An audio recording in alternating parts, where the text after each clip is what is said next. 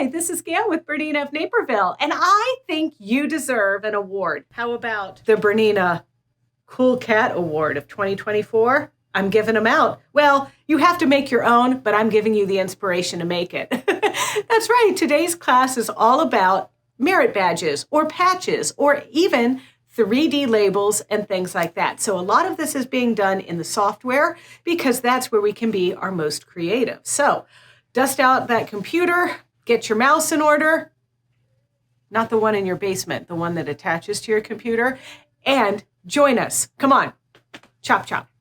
So let's start with an easy little patch or badge that you can make on your Bernina. Now I'm working on the Bernina 790 Pro, but you can access this particular shape on multiple different Berninas. And if you do not find this or you don't know if you have it or whatever, just simply go to OESD. I have a link in the handout in the description of this video. So you can find some basic shapes under your designs, and we're going to scroll ahead to folder 11. And here you can see there's lots of fun little EXP files. And I'm going to be using this one today, this little design here like this. Now, I want to add some words on here, and I don't know, lately I've been really thinking about doing some actual labels on some canisters or things like that, and I always like to label like coffee, flour, sugar, things like that. So I'm going to add some letters. And I'm going to go here to my pre-digitized fonts, and I'm going to look for a fun font. And I like this one, number 22. And I'm just going to spell coffee all in caps, C-O-F-F-E-E, and then enter. Now you can see that coffee is coming in relatively large. Well, I have a large canister for coffee, so I'm going to select my border and skew it so it will cradle my coffee nicely. So I'm going to go into the I button here where I make my adjustments, and I'm going to make this enlarge it or reduce it, and I'm turning off my proportions. And I'm going to squeeze this closer together with my stitch length multi-purpose knob, and then I'm going to widen it with my top knob. And maybe make it just a little bit longer and just a little bit wider. All right, that looks good to me. So now let's look at some other things that's happening with this file. Like I said, this is designed to be a patch or a badge. So we're going to look at the colors. So color number 1, see how it says applique? So that means that that is your applique placement stitch. So that pink line, we are just going to stitch on your stabilizer only. And for this project, it was really easy. I hooped up aqua mesh in my medium square clamp hoop, and that's the only thing that's actually hooped in that hoop. So we stitched that down. Then I took a piece of fabric with 2 layers of Stable Stick cutaway stabilizer, and I peeled and I stuck 2 layers down on the back side of my fabric to make this stiff and patch-like. So you place that into place, making sure you cover all of that tack down stitch. Then I stitched out the tack down piece, which covers the little edges and makes sure it doesn't move around and things like that. Then I trimmed with my scissors. And I like using the duckbill scissors or the curved red-handled Karen K. Buckley Perfect scissors.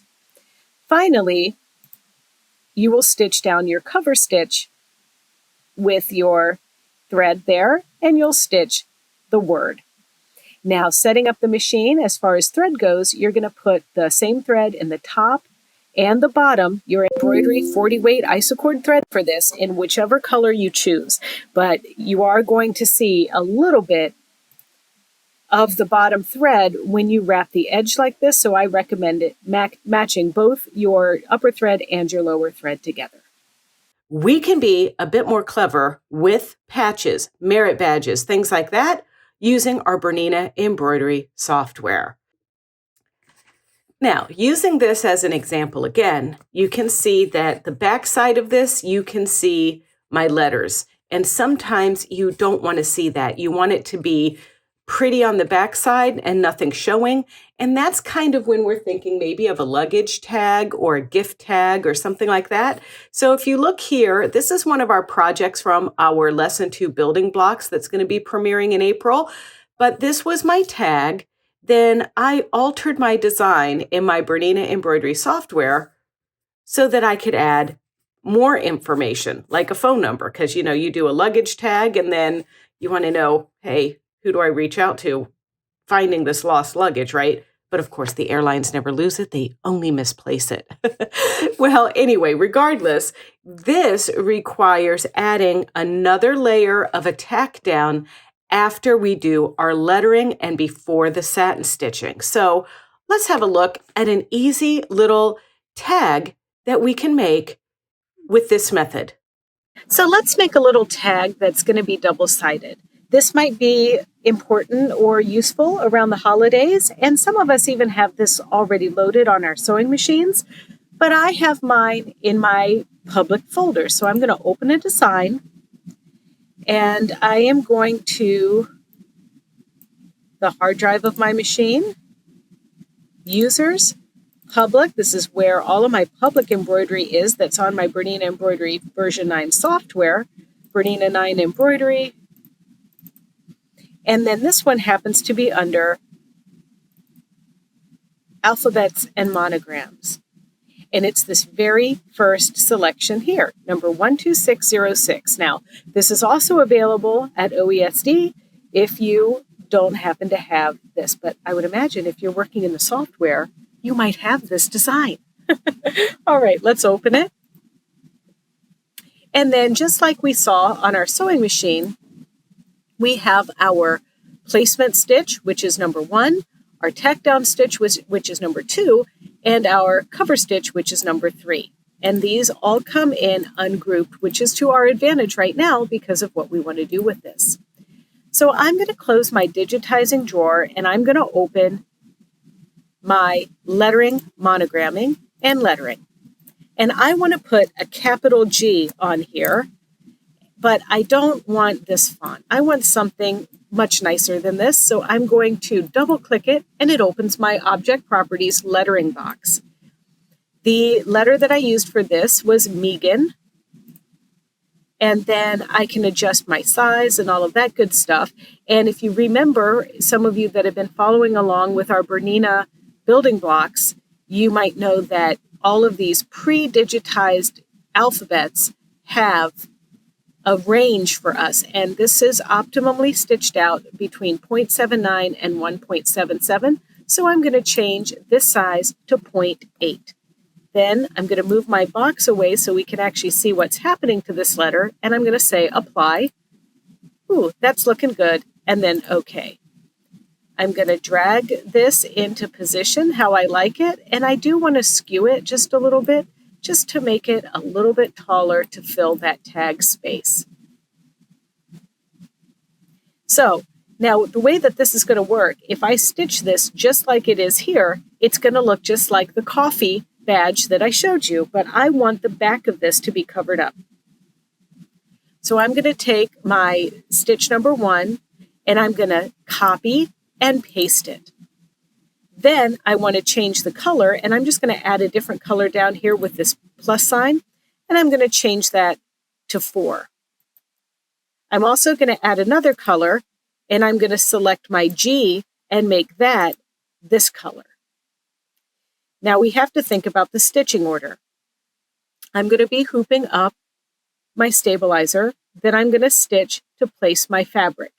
Then I want to tack my fabric down, and then I want to add my G. So I am literally selecting G in the color film, and I can left click and drag to place it in between the two shapes, or I can do what I'm going to do with this guy.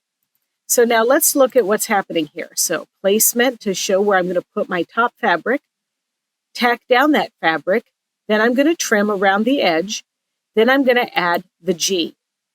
Now I want to know where I'm going to put my back fabric that's going to cover up the bad side. So I'm going to take my hoop off of the machine and turn it over. So I'm going to need this design here to stitch something into place so that I can trim it. And so in this case, I want this to go underneath. Now, I could have also taken this design, which has the double stitching on it, and placed it under as well. But in this case, it really doesn't matter. And then finally, I'm going to do the cover stitch. So let's stitch this out. First and foremost, we need water-soluble stabilizer, and that right here is Aquamesh. This is an OESD product. You can find it at BERNINA of Naperville.com. And funny enough, there's also a link to all of these other products right in the description of this video. You can link to our presentation deck, and you'll see all of those things.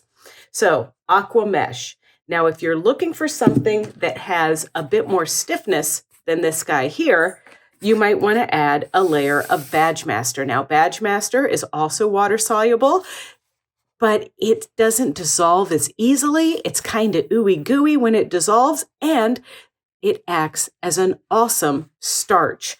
So you can roll out 2 pieces like this, trim, and then hoop. And so these are the Badgemaster on the bottom, Aquamesh on top. It really doesn't matter. You can reverse it. I just had it the opposite way here so that it wasn't glaring when I showed it on video here. If you're going to do some trim in place applique, you may want to reverse how these are hooped, and I'll explain to you in just a moment.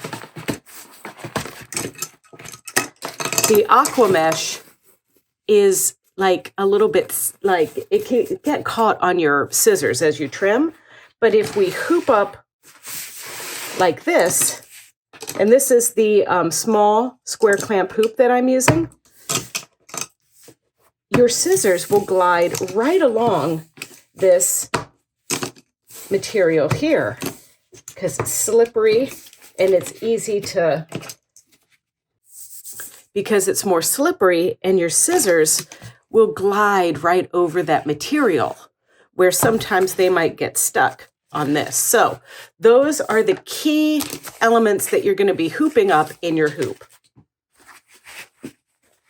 We also use another stabilizer, and this is Cutaway Stable Stick. Now, Stable Stick is a peel and stick item, and the way that it works is we actually use it kind of like interfacing in our patch. So my coffee patch here has 2 layers of this. So I cut the stabilizer similar in size to what this was going to be.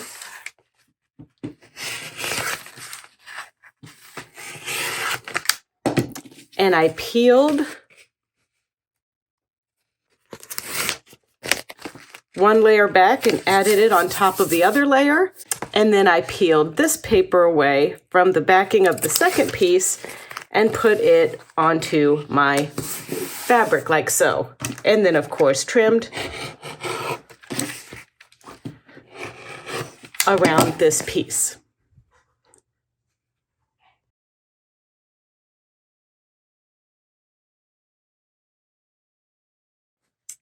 And so now we're going to place this on top of that placement line.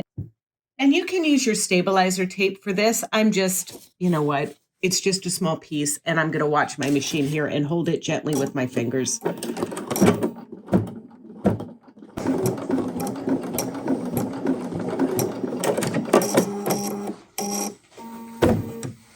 Now it's time to trim. And like I had mentioned, it's so much easier to take our scissors and kind of run them along when it's hooped with the Badgemaster on top. So that makes this much easier for me to trim. And then once I've trimmed this, I'm going to take it back to the machine, and it's going to stitch my initial that you saw me make. All right, so there's our piece. And now what we're going to do is going to turn this over, and I just need to stick something onto the back here because we want this side to be reversible. So we want to cover up the ugliness back here. And I'm using my new favorite product. This is the 505 Temporary Adhesive Glue Stick. It's awesome. Okay, so I just quickly off camera trimmed the background of my backing away, and now we're going to stitch our final Cover stitch. All right, so once it stitches, looks super cute on both sides, but now you can see that reversible element I was talking about. It covers up the back side of the letter. And as you can also see, it's important to match your bobbin thread, not just the color, but the actual thread type with the top and bottom, so it is reversible, just like with freestanding lace and things like that. So now I'm going to just carefully trim this. And this is water-soluble stabilizer, like I mentioned earlier. And what I would do with this is I actually am going to wash this and let it dry.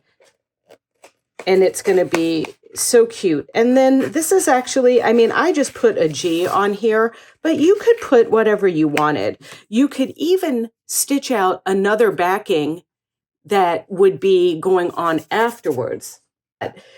In this case, if I wanted to like make a little to and from tag or something like that, I could just write maybe a little message or something here, just like I wrote the phone number on the back of this tag.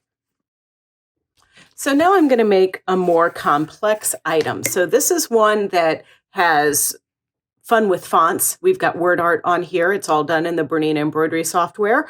And we've got an outer patch ring and then an inner patch ring. So let me just take you on a brief tour of how you would achieve something like this. Here I am working in my Bernina Embroidery Software 9, and this is the Designer Plus version.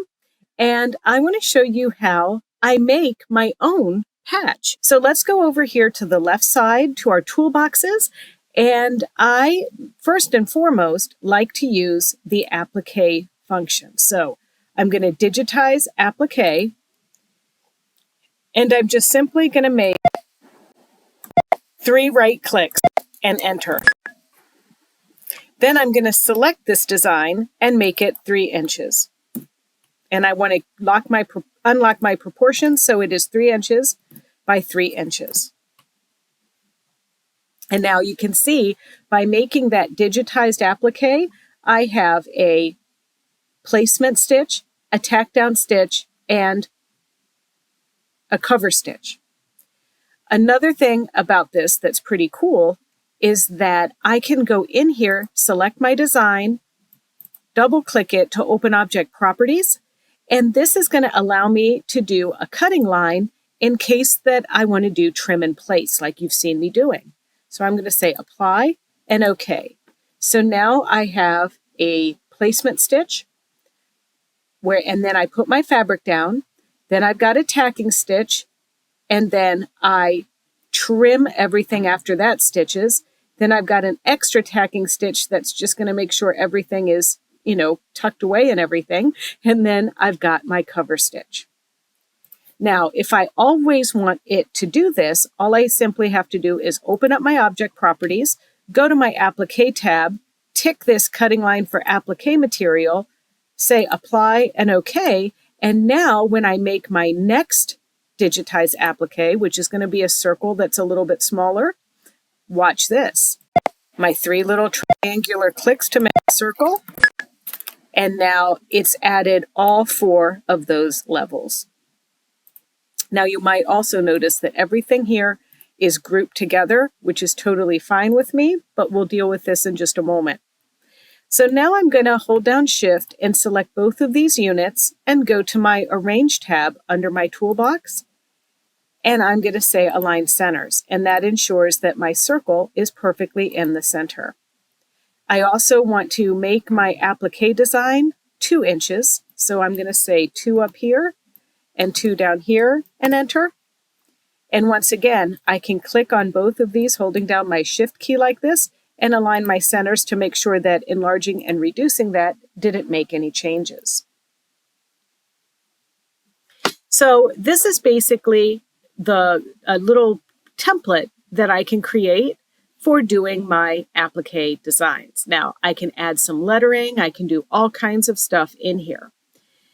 One of the things, if this is going to be trim in place, that I like to do is make sure that my biggest circle is actually put on there first. Then my middle circle. So now let's see an application where I have stitched something like this out with the trim and place method. Now, one of the things that's kind of fun that I like to do is be resourceful if possible. You can see the little hole that was created from our tag earlier. Well, I'm pretty sure I can do my patch over here in the corner. So I'm just going to stitch my placement circle. And now I'm going to place my outer fabric on here.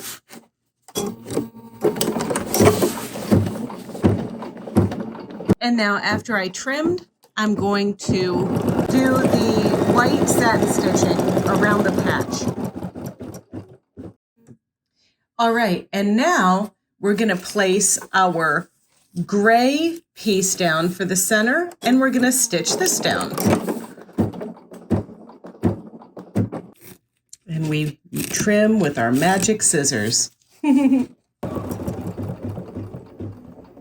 Placement, tack down, cover, like you saw on the black. Then we just did placement, tack down, cover here on the gray. And then now we just fill in the rest of it just like a regular embroidery design. So the end result of this patch is what you see here.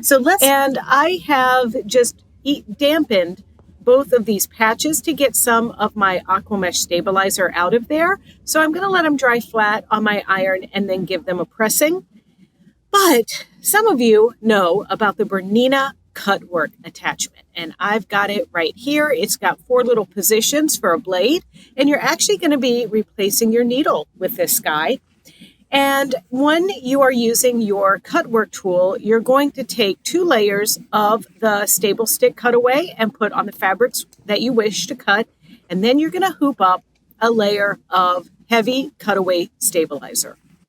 See how we're going to take this patch and easily create Cutwork files using our BERNINA Embroidery Software 9. So now that I have these guys here, I have this like defined area where I can write text. So I am going to I'm going to go over here to my text drawer where my lettering, monogramming, and I'm going to right click on lettering. And I want to write BERNINA Cool Cat Award. Then press enter twice and write 2024. And then on our pre-loaded fonts, there is a Helvetica font, and that's the one I'm going to be using.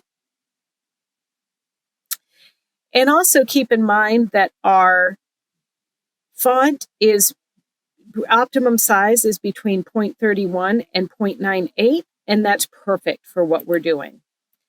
I also want to make sure that my justification here is centered. And then I want my height of my lettering to be 0.4 rather than 0.551, because if my ring here is 3 inches and the ring here in the center is 2 inches, that leaves me ½ inch space, but I also have a little bit of overlap. So I'm going to start actually maybe even 0.39 might even be better. Or rather, yeah, 0.39. Then there's one more thing that I need to do after I set my height, and that's to choose the baseline. And I want to pick the predefined baseline like this, where we've got the top row of text is going to curve upwards or towards the top, and the bottom and the middle goes straight, and the bottom goes around the bottom curve. So that's why I skipped a space, because my BERNINA Cool Cat is going to curve like a frown, and the 2024 is going to curve like a smile. But nothing's going to happen in the middle because I haven't typed anything in there.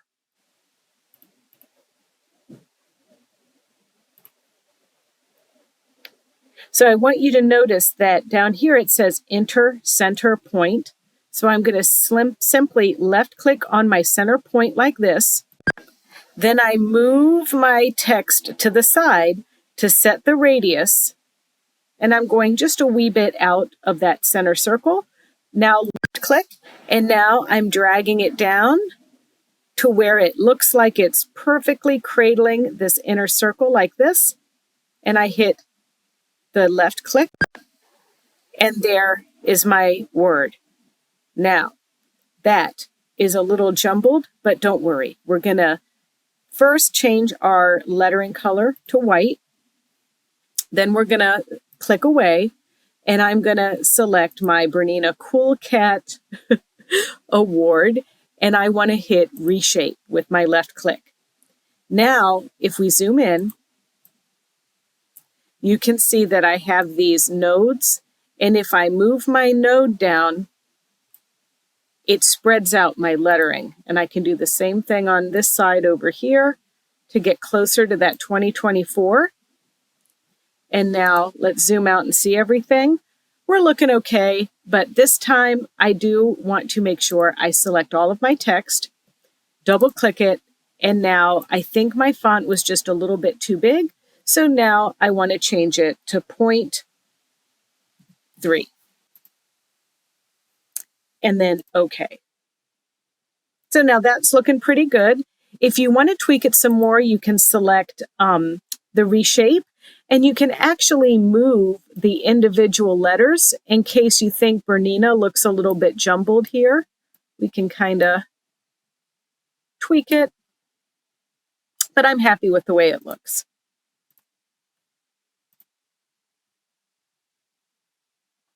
Now I want to add something into the center. I want to put like a little design. And I know I have something on my Tiny Treasures too. And it's the sunglasses, so I'm going to open those.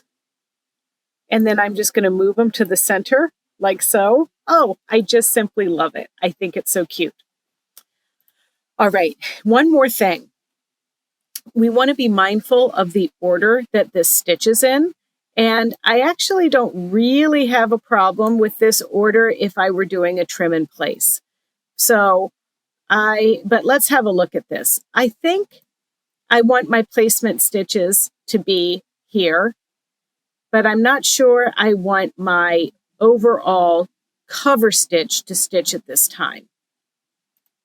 So with that said, I can select this and break it apart in my edit.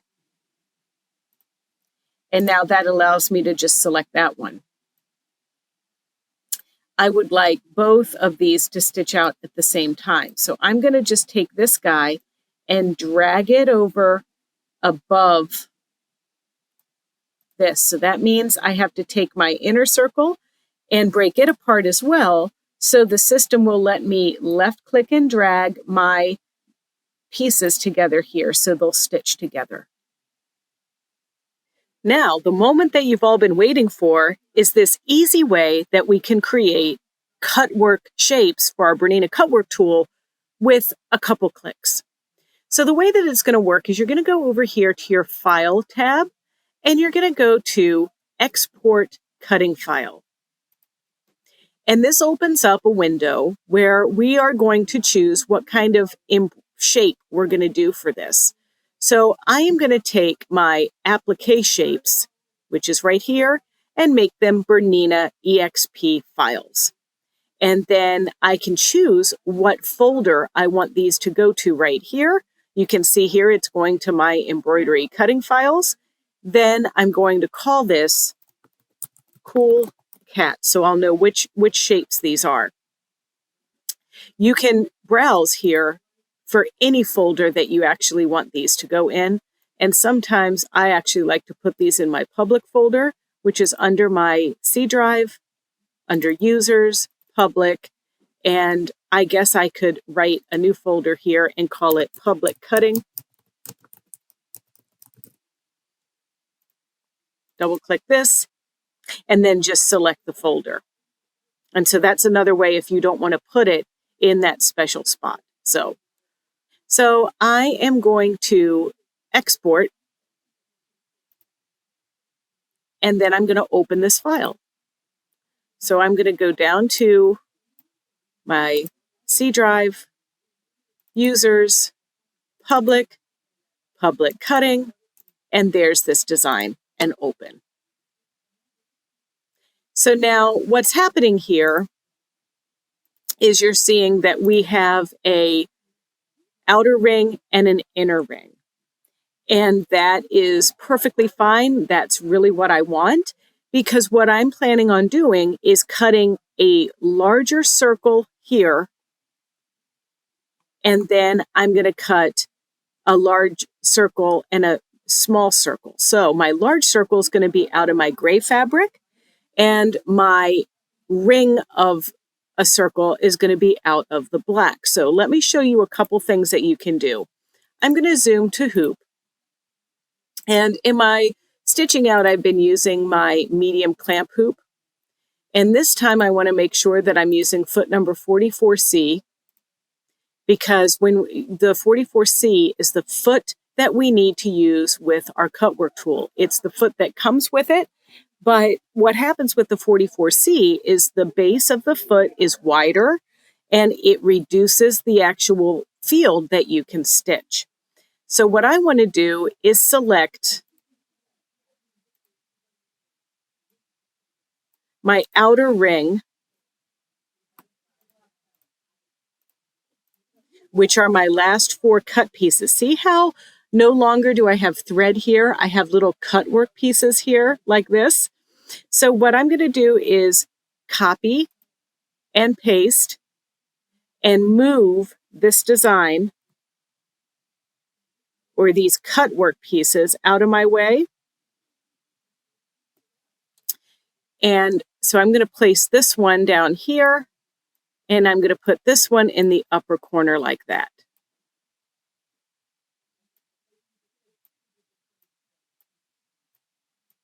Okay, so now this is going to be where I place my black fabric to cut, and this is going to be where I place my gray fabric to cut. Another thing that we can do, especially when you make Cutwork files like this. Now, there are other ways that you can do Cutwork files, but when you easily convert them like this, is I can combine my designs. So my first cuts are all individual circles, which is fine if I, for my circle that's down here. But look how cool this is. I can drag my colors or my cuts. Cut number 1 is all together. Now cut number 2 is all together, and cut number 3. So now what that means is when my last cut of 4 is complete, I can now move on to my other color to stitch out, or my other cut. Now, because I'm using 2 separate colors, I'm actually preferring to take this design here and copy it and paste it as a new file.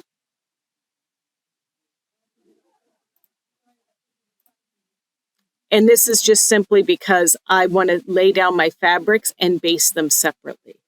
But you can do however you would like, but this is just how I'm going to do it. And you'll see when I stitch it out. So then when I go back to this one, I can go ahead and delete, and then this will be my gray piece. So I'm going to send each of these files over to my machine individually. And what I'm going to do is baste my fabric into position so it doesn't wiggle around on me to use my Cutwork tool. So I'm placing my fabric down, and I can do up to about 9 layers of this, but I'm just basting this fabric down. Once the basting is complete, I'm going to remove my needle and replace it with my Cutwork tool. Now, when you saw me create this file, you saw that this Cutwork file is made up of 4 different cut pieces, and you're going to follow the prompts on your machine. Right now, we are at cut position number 1, and I'm just going to keep it at position number 1 until the machine stops and prompts me to change to cut position number 2.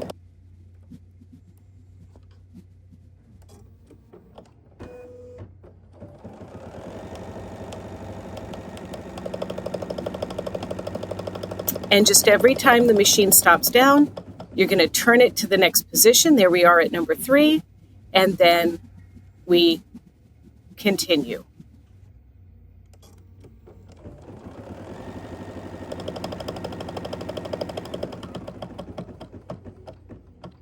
And finally, position number 4.